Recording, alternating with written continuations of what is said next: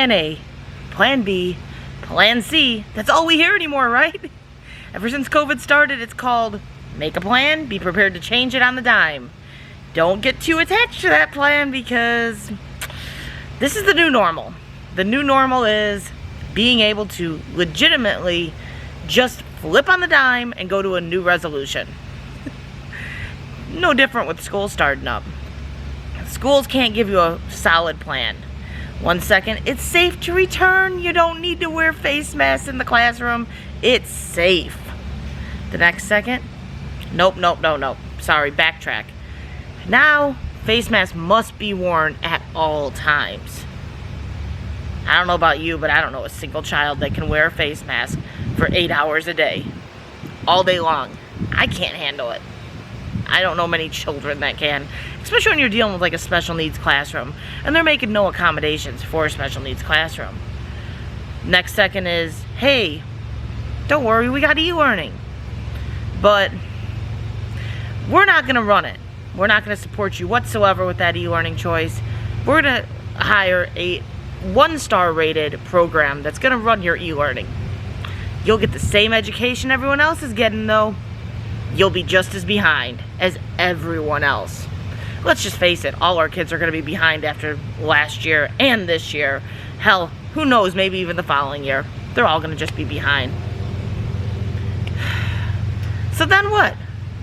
Deal with plan A, you send your kids back like you probably wanted to after going through the hellish e-learning that we went through last year. Don't lie. Don't lie, parents. I loved having my kids home, but that e-learning was hell.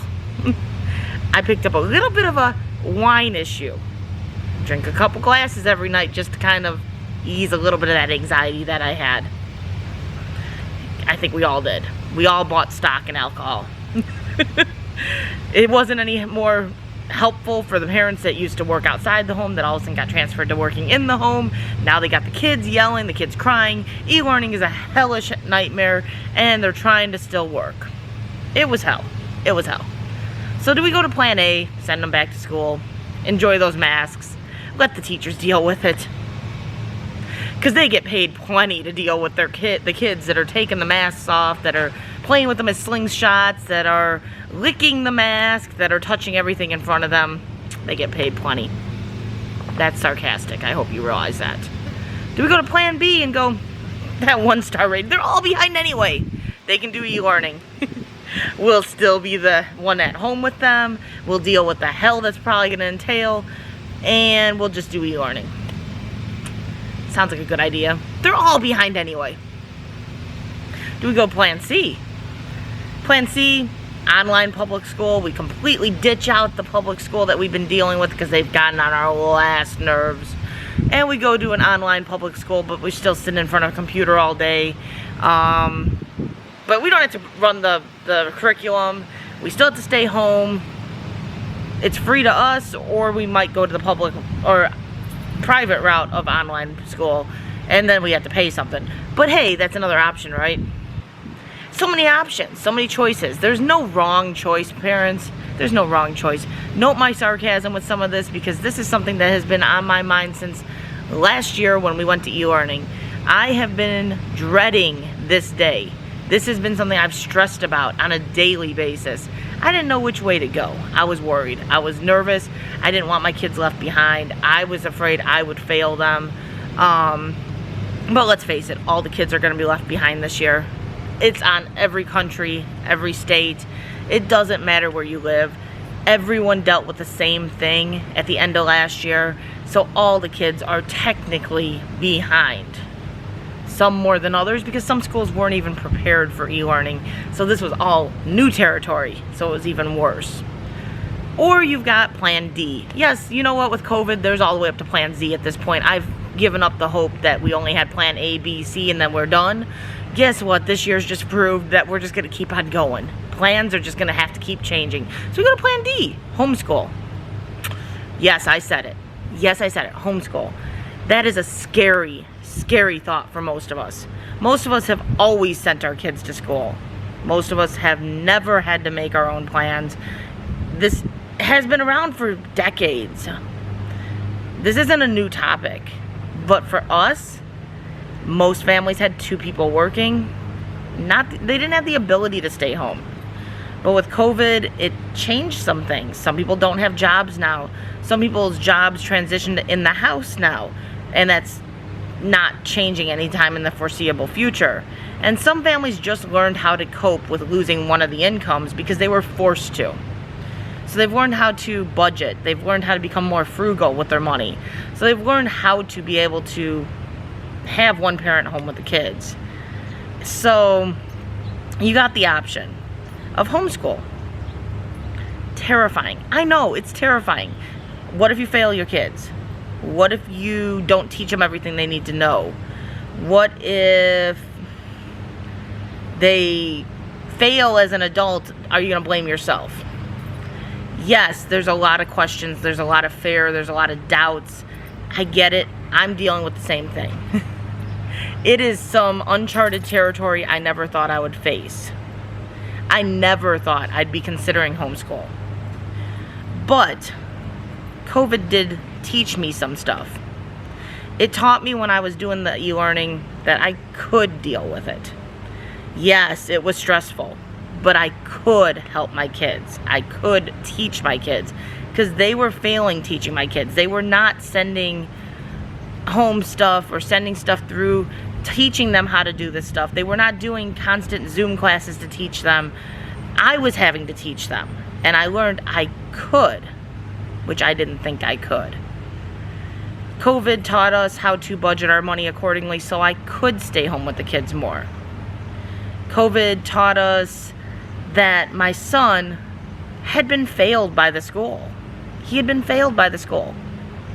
For 3 years, ever since the one teacher left 3 years ago that actually tried to advance him and actually believed in his abilities, they haven't taught him anything new. They sent home stuff that was at a lower level than what I knew he had been taught for him to do through e-learning.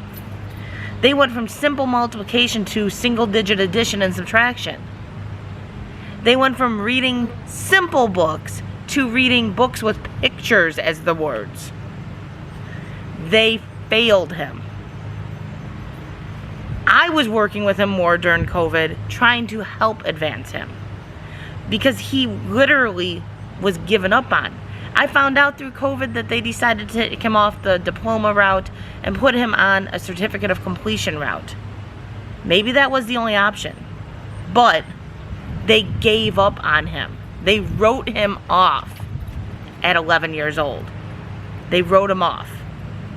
He became just another paycheck for the school.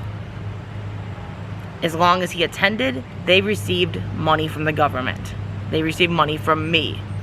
They received my money from my taxes, which they're going to get anyway. They had wrote him off, though. He was never going to succeed in their book. They can tell me otherwise, but the second they put him on a certificate of completion, they had wrote him off. The second they quit teaching him more, they had wrote him off. And that was my big wake-up call. He has special needs. He has a compromised immune system. Sending him back to school was always out of the question. From the second this all became relevant, even if it's kind of falsely portrayed and not 100% accurate what they're telling us, he is at a higher risk. He is one of those at a higher risk. So I have to take the precautions and not send him back. So that left me with only options of them being home, of him being home. If I'm going to keep him home, the others have to stay home too, because otherwise they're being exposed to it and they could bring it home to him. So we need to limit as much as we can. Yes, my husband still works out of the house. Yes, there's still that risk, but we need to limit it as much as we can. My husband knows to wash his hands. My husband knows to make sure he changes out of his clothes before he touches anything. And so he knows the precautions to take, whereas a child isn't going to do that. They're going to touch the desk and then put their hands all in their mouth. It's just what they do. So he can be a little bit safer about being out of the house than my child can be. So we knew we had to keep him home.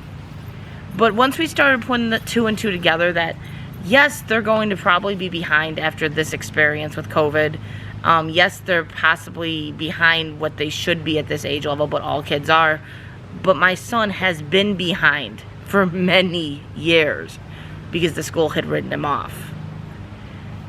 I came to realize that the best option for our children, and me and Mike talked about it, was to homeschool them. Our best option was to take them out and try to backtrack to when they started struggling.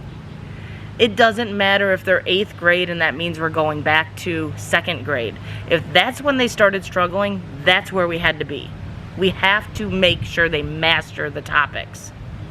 Instead of, like the schools teaching them to take a test, teaching them to be able to pass that state test so they can get the A+ rating.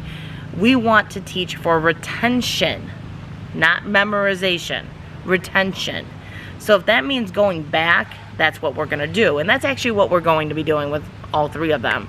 They all struggle terribly with their reading skills, and they all struggle terribly with their spelling skills.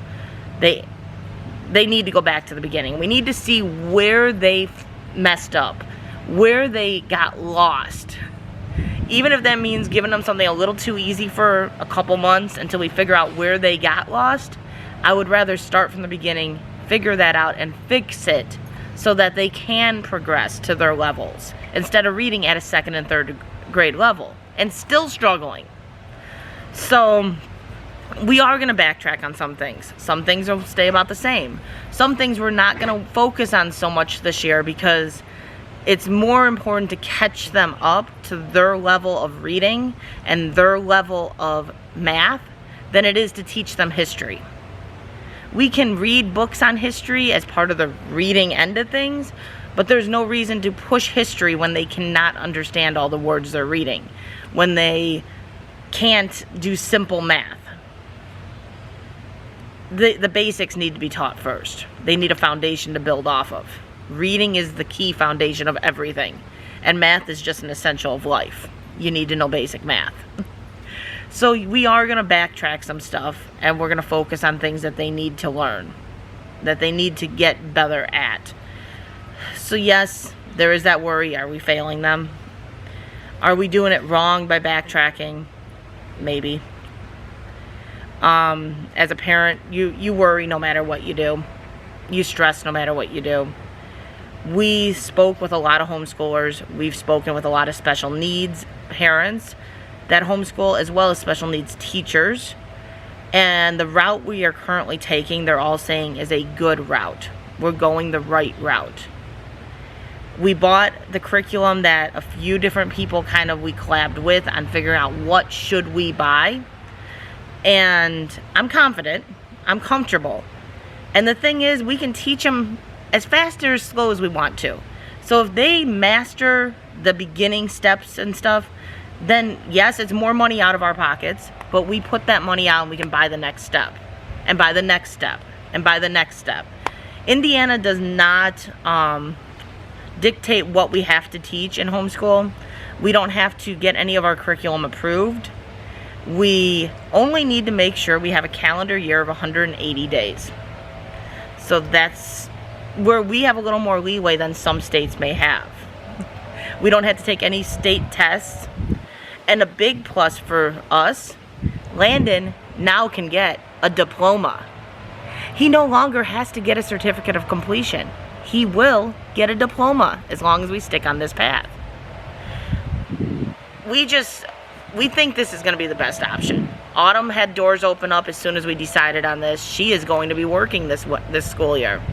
She has a full-time, well, part-time, it's not full-time for her age, but part-time job where she will get paid. So that is a huge door that opens up for her. She can learn money management. She can learn responsibility of a job. It's just a huge door, a huge opportunity that opened up for her.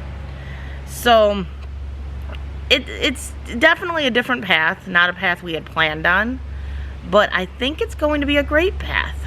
I'm pretty confident. I'm pretty comfortable. We originally thought K-12 was the option. The hours upon hours in front of a screen just wasn't going to work for our family. This is more doable. This is more functional. This will be a wonderful experience. And the best thing about it is if it doesn't work, if it just doesn't work, they can go back to school next year. They can go to K-12 next year. Like I was saying before my camera so rudely shut off, Autumn is not in high school this year, so all her credits will transfer no matter what if we do decide to send them back to school next year. So that's another plus to homeschooling this year. After this year, we're not that lucky. Autumn's won't transfer because, well, they could, but they could not. So, another reason to try this year, see what happens. But, all in all, we're content with our choices. We're going to take you along for the journey, for the ride. If you guys would like to see what coursework we decide on, or reviews of the coursework we decide on, or any type of update videos to do with homeschooling because you are curious or interested, let me know. We'll let you know. We'll show it to you. Good luck on your choices, because I know all of you are struggling with the same choices we've been struggling with. I don't think any parent or even grandparent has had an easy go of this. Just remember, there are no wrong choices. You cannot hurt your child by this 1 year. It may seem you can, but you can always go back to public school if that is the option that you have to do. This 1 year is not going to put your child so far behind. All children are going to suffer this year. All children will be behind. Your child just needs love. They need nurturing. And you do the best you can. Good luck on your choices. I'm here if you need to talk. Have a blessed day.